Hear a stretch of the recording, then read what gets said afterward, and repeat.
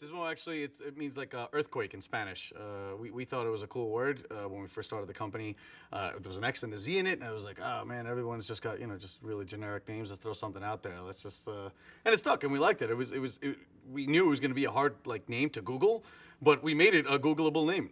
So I'm proud of that.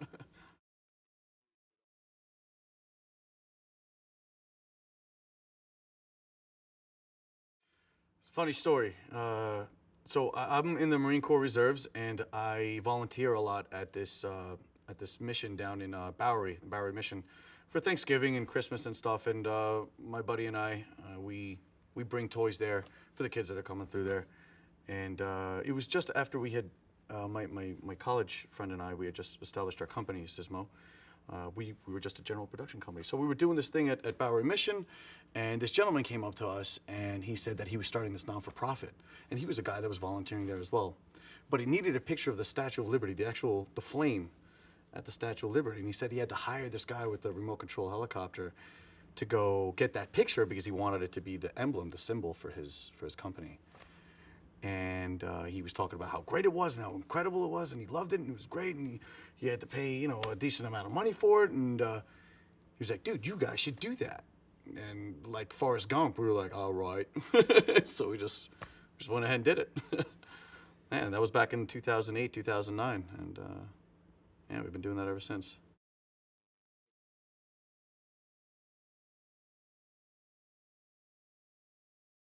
Well, a lot of money, a lot of crashing, a lot of time, a lot of trial and error, like anyone who's starting something that no one's really, dived into or really has much experience with. Because like back in 2008, 2009, there weren't phantoms and stuff you could just walk into a store and get. Like you had to put these things together. You had to build this stuff, and then when you built it, it didn't mean you were done. It just meant you thought it was together. You still had to fly it, test it, make sure it was carrying the payload that you wanted it to carry, make sure it was flying correctly, making sure that the safety precautions and all this other stuff. It was a nightmare. Oh, it was awful. None of this stuff came with instructions. Nobody's from the United States. Everything's overseas. It was, but it was well worth it. I mean, it's nothing great is easy to get to, and here I am. No?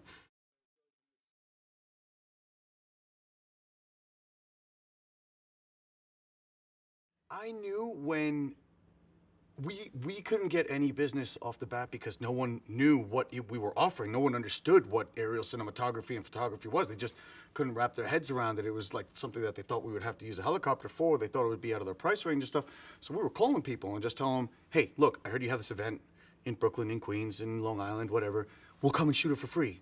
Well, it was practice for us. It was a good opportunity for us to get some B-roll. I mean, I think that's pretty standard across anyone who's in the production industry. Okay, look, I need to, get a little resume going, something. So we were doing that, and whenever we'd go out and do that, we noticed that a lot of people were coming up to us and be like, "Wow, this is incredible! What you can see what's going, this, that, blah, blah. Can I get your card?"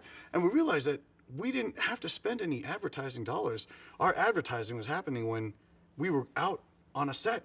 It was just crowds. Crowds would just gather, just wanted to ask questions. How high does it go? How fast does it? The standard questions. They were just amazed by it. And a lot of people were from production. A lot of people had, knew someone who was in production who could use it. People were just curious. Could you build me one? Could you? And when I saw that happening, I'm like, okay, how is this not huge yet? I don't understand. What's going on?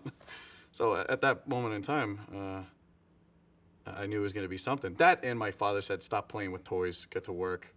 I was like, Dad, come on, man, it's going to be something, man. Watch, just give me a minute.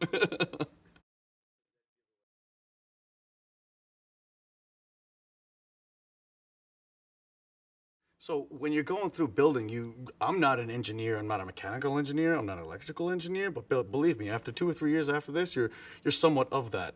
But when you start doing this, you start pairing pieces that you think are going to work. And then when they get to your house and you start messing around with stuff and nothing's working, you start to find out why.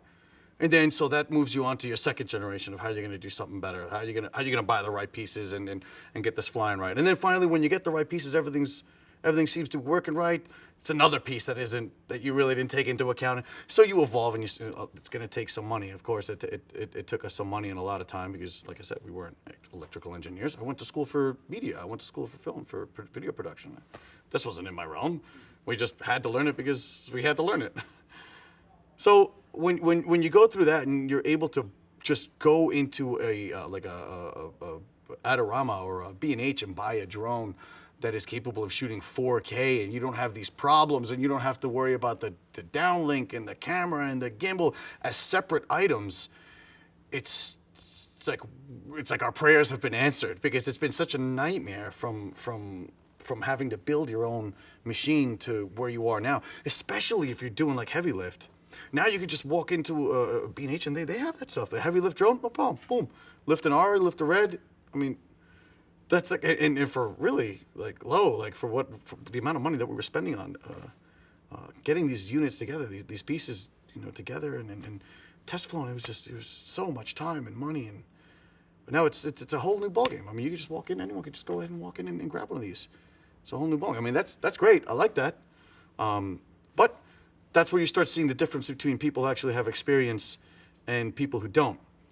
When you have something that's that, I mean, when you have something that's that easy to just get, you don't appreciate how things work. So long as it works, you don't care if it works. It's just, how it works. It just works. A lot of people that are buying these units, they're going to end up going on set. They won't understand what it means that an ESC blew out, or a prop is, bent, or a landing gear doesn't come up. How do I fix this on set? You can't. What are you gonna do? You gonna tell the director, look, I'm sorry, I gotta go to the store and get this fixed? No, if you can't fix that on set, it's gonna happen. There's so much machinery that's involved. It's gonna happen. It's bound to happen. You got to be able to fix that. So, definitely being able to build them to where we are now. We definitely appreciate where it's at now. But you should always know what piece does what parts does what, and I think that's a big part of what's missing with the education as far as drones are concerned, and lifting these heavier things and going on set.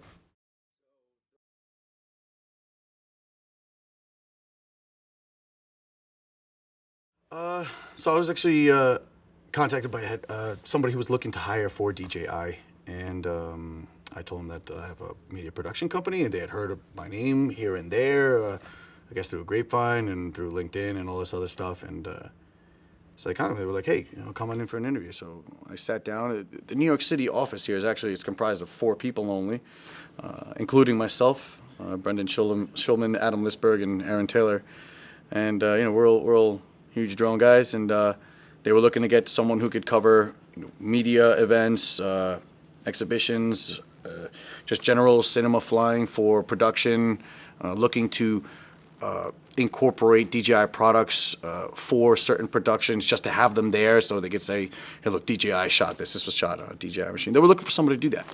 And so I came in, we had the interview, and they happen to like that I've been in New York City, that I have a military background. I've been using their products since the beginning, and I mean, I've used a whole bunch of different flight controllers and stuff, and I think it's true for anyone really. Whoever, if you started with a microcopter or any of these other ones that are out there, you end up just swinging a DJI, and it's just so much better. So they saw how I was definitely an active voice for them in that arena, and I'm like, all right, you're the guy, and it's been great.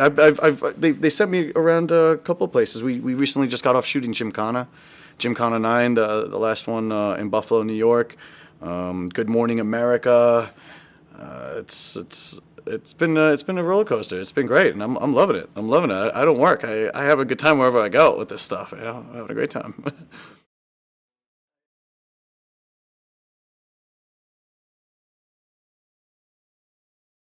Pathway. I'm going to keep on keeping on from what we've been doing already. They have opened up the gates for pretty much anyone. You could just go take the test, $150, 60 questions. You pass, good, great. But if you're looking to do this for commercial reasons, you're either a photographer or cinematographer or someone doing inspection, which still involves photography. Just because you're a drone pilot doesn't make you a cinematographer. I mean, there's a lot of experienced drone pilots out there, absolutely, but that doesn't make you, that's going to take a little while. So the floodgates are now open. There's going to be a lot of Part 107s that are going to be, handed out to people, and I hope that everyone does their due diligence and starts to go out there and experiment a little bit before they start actually charging for jobs like what we did. Go out, do things for free. Get a feel for the lay of the land and figure out how you want to conduct your business. As far as what we want to do, I think our work speaks for itself. The relationships that we formed along the years as well, that's carried us along, and we're happy where we're at. I think we're one of the first 3 or 4 companies in New York City to start doing aerial work with drones, and I mean that we have a long road behind us, and we're looking forward to the even longer road ahead of us.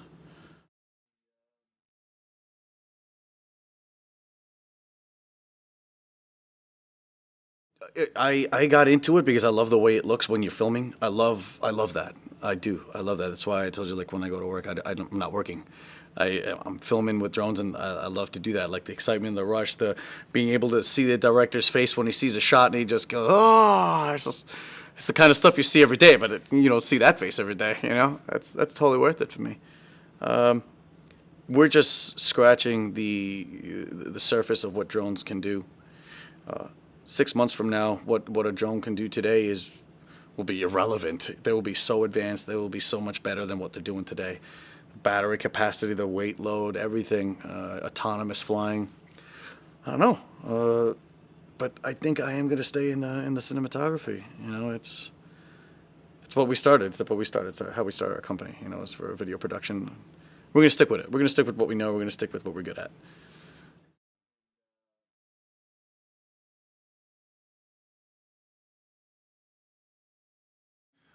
Before you buy, if it sounds too good to be true, it usually is. Wait till you actually see some videos posted in some places where people actually are holding it and are actually running the drone through what it's capable of, and you're actually seeing it. And you say, okay, good, great. I'm gonna get one of those. Wait for that. Another thing is, I came to this realization while we were at the Gymkhana shoot, is that while on a set, a drone operator and camera operator, yes, we are camera operators. I get it, but it was only just on the Gymkhana set. But we're also stuntmen. When you really think about it, what does a stuntman do? He's handling a pretty dangerous, what could be potentially a dangerous situation, and he's maneuvering with precision and trying to keep everyone safe, including himself. When you're on set, if a light goes down, no one really hears about it. A microphone didn't go off, you weren't rolling, not a big deal. A drone comes down on set, everyone's gonna know. It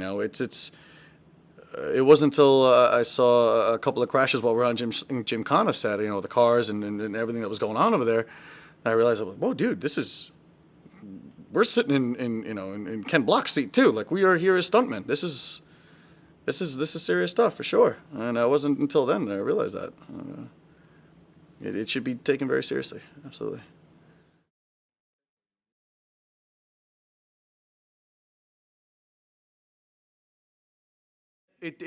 A lot of times when you're on these sets, it depends. There are 2 types of directors that we end up working with. It's the one director that has this image in their mind, this footage, and they just want that. They don't want you to deviate from that. They're going to tell you exactly what it is. They're going to give you a little sketch, and that's what they want. And then there's the other directors, that second type of directors. Those are the kind of guys that walk away from a set ecstatic. The first director's going to be happy. The second director is usually way happier because he understands that we are on set with experience, bringing angles and movement that he didn't even think could have been possible. Can we fly through that window, through the living room, and out the back door? Yes. And a lot of times we'll get into a shot, and they're like, "Oh, just give me 90 degree down and just come up." I'm like, "Come on, man, I didn't come here for this. Come on, let's have some fun with this. Give me 10 minutes, let me figure something out." We were just on a shoot for Good Morning America just last week for the Country Music Awards in Nashville, Tennessee. And we were working with this wonderful production coordinator, Maria Stephanopoulos. And, I mean, she's huge in the drone world. Everybody loves her. And she told the directors and the producers of it, she's like, "Hey, guys, listen, I know you have these ideas in mind.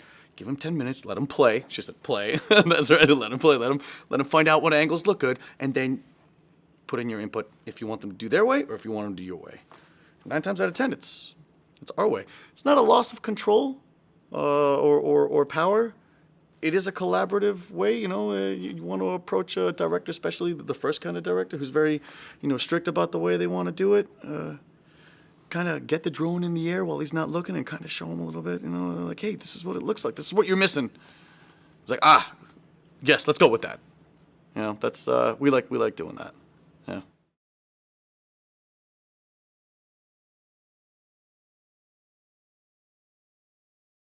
If you would have asked me that question 8 years ago, I would have had a list. It would have been an Egyptian scroll of weak points. Today, other than battery capacity, these drones are built so redundant with a lot of redundant features. Even redundant features to make sure that you're not crashing it and to make sure you're not flying in airspace you're not supposed to be flying it in. I mean, if you would have told me this 8 years ago, I'd be like, what? How? How are you going to do that? How are you going to even do that? How are you doing that? It would have driven me crazy. Now I would just say maybe just the battery life, but battery life is getting better, a lot better. Whereas before we could only get like 10, 15 minutes. Now we're getting like 25, 30 minutes. But when you really think about it, how long does a drone shot last in a production? What are you getting, like 10 seconds max? Like, okay, that's nice, great. 10 seconds. How long do you want to keep the drone in the air? So to answer your question, like, is battery life a weakness of it? No, I don't think so.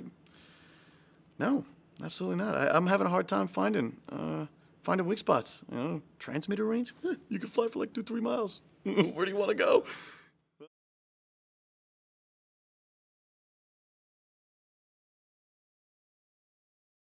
Let's say an inexperienced pilot goes up. Nowadays, like, drones actually have like sensors forward, sideways, down, back. You'd have to go out of your way really to crash one. You really do. I don't know how you could in these days if you were buying a new generation type drone. Sensors all around. It'll track you. You don't even have to wear a wristwatch or a GPS, a Bluetooth, none of that. It's just from the camera, it sees you, it picks you out, it follows you. I mean, yeah, you'd have to really go out of your way nowadays to crash one. Whereas 8 years ago, you'd forget it. As soon as you turn it on, it burst into flames. It's like, oh, God, no. So, yeah.